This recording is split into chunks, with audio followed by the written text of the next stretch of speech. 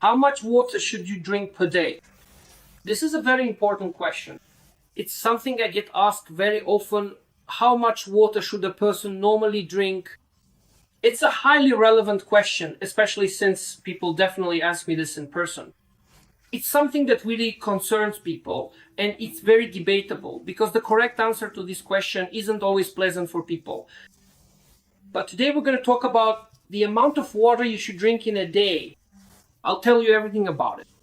But I want to warn you right away, my friends, all of my shows, all my episodes, all my videos where I answer your questions, they're all different, they're varied, but they all deal with vital issues concerning our health. Let's start discussing this topic from the point that the water I drink enters my stomach, then moves on to the intestines where there are special vascular plexuses, and all this water is absorbed into the bloodstream. Of course, it goes through a sort of check lancing by the liver, but then it enters the blood vessels. And water provides the volume of circulating blood in the bloodstream of my body.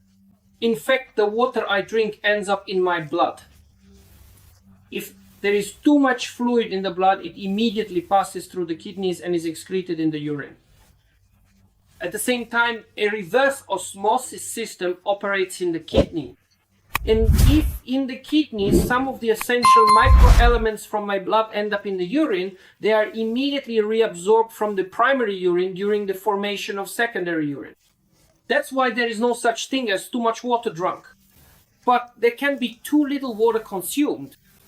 So the water you drink is necessary to ensure that metabolic waste products are removed from the body during the process of urine formation.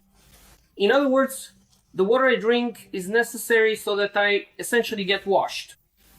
My kidneys wash me with the water that I drink. So look, keep this point in mind. Let me give you a number that is important for our kidneys. For the kidneys to wash out the metabolic waste products from 30 kilograms of my body weight, they need me to drink 1 liter of water for every 30 kilograms. Look, every cell in my body is like a living, self-contained organism. Every cell eats, and since it eats, as a result of metabolism, there are byproducts, basically waste. And the body needs to get rid of this waste. So for my kidneys to flush out this waste, I need to drink 1 liter of water per 30 kilograms of body weight per day. For 60 kilograms, that's 2 liters. For 90 kilograms, that's already 3. So it all depends on body weight, the amount of water you drink. It's a very silly belief. How much water some person needs to drink? Well, how can we possibly calculate that? It's impossible. So the amount of water you drink should correspond to your body weight. Now, look, if someone tells me, here's a person who weighs 150 kilograms, does that mean they should drink 5 liters of water? Yes. They won't be able to drink that much. That's not my problem anymore. And the heart can't handle it. Actually, it's easier for the heart to pump when the blood is more diluted. That's why it's essential to drink as much water as possible. It's easier on the heart and the cardiovascular system. Keep that in mind as well. But let's get back to the topic of water. So I need to drink an amount of water that matches my body weight, calculated using the formula 1 liter per 30 kilograms of body weight per day. But then people ask me, could this be the total amount of all fluids? Like, for example, soup or maybe compote or coffee, tea. Number, we're talking only about water. All other products are considered food. They interact with the enzymatic systems of our digestive system.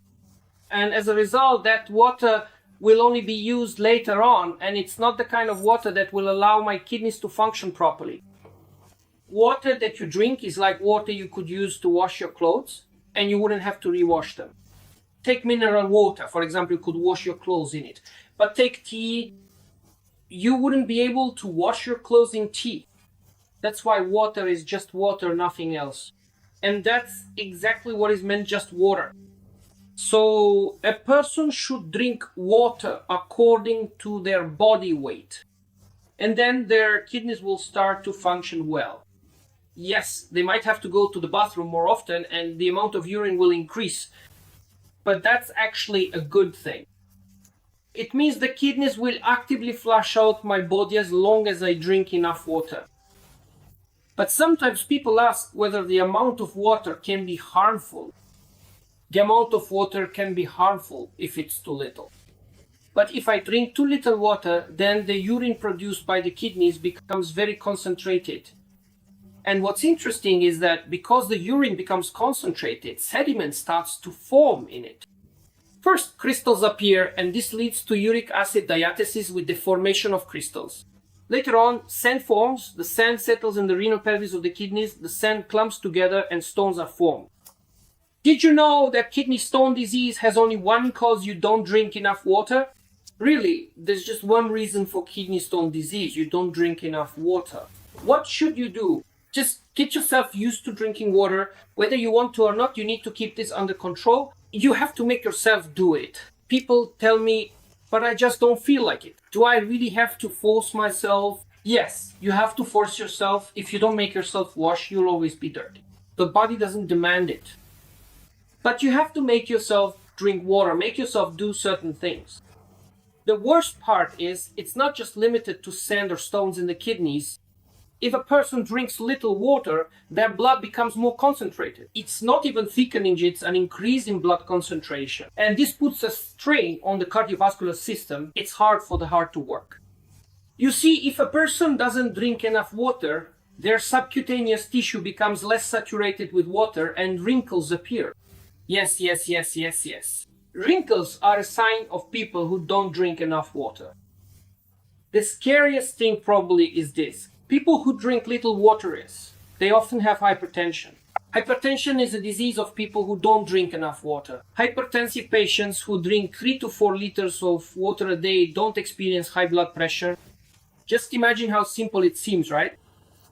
But the scariest thing is something else. The scariest thing is that people who drink little water, their brains dry out, literally. Just as I said, I'm a neurologist, I examine people with a reflex hammer. I examine them and check certain reflexes that appear in people as a result. This is called cerebral cortex atrophy. And I check these reflexes and you see a person good looking and smart. But then you notice these reflexes appear and you realize that the person is only good looking.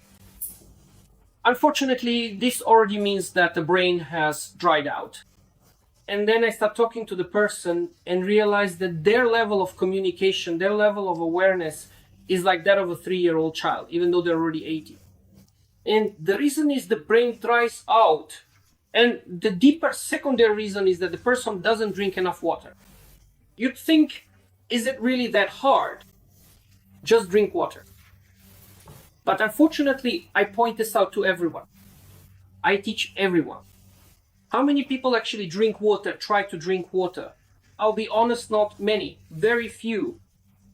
But everyone pays for it with their own health results. So guys, today's information was specifically about the importance of drinking water. I want to remind you, if you found this information useful, please give this video a like at the end and share the link with others. By doing this, you could potentially save their precious lives and improve their overall health, because this is truly vital and incredibly important information, and it doesn't cost nearly as much as expensive and often invasive medical treatments. Friends, please share the valuable information you've just heard with others. To see additional insightful videos by Dr. Golod that you can't yet readily find on this particular channel, there's a convenient link to Patreon in the description directly below the video, where you'll find all my other comprehensive videos, which will definitely be of great interest to you.